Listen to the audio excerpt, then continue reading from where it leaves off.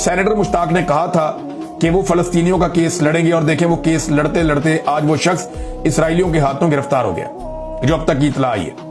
Confirmation बाद में आएगी, राब्ता मुनक़ता हो चुका है। वहां से जो पता चल रहा है कि इसराइल ने सारों को यरगमाल बना लिया है, सबको गिरफ्तार कर लिया है। तो 100 जर्नैलों के मुकाबले में एक सेनेटर मुश्ताक वो तगड़ा निकला, बहादुर निकला और अपनी बात का पक्का निकला। जिन लोगों ने कौम को चूरन बेचे वो एंजॉय कर रहे हैं एसी वाले कमरों में, और जिस आदमी ने नारा लगाया फलस्तीनियों के लिए वो पहुंच गया फलस्तीन गजा में। एक पुलिस वाले ने सेनेटर मुश्ताक से कहा था कि इतनी फिक्र है फलस्तीनियों की तो गजा जाओ, तो वो पुलिस वाला जो है ना वो डूब के मर जाए। अब शीशे में अपनी शक्ल देखे बेशरम आदमी, वो पहुंच गया, देखो नर का बच्चा, वो चला गया गजा और वो गिरफ्तार हो गया।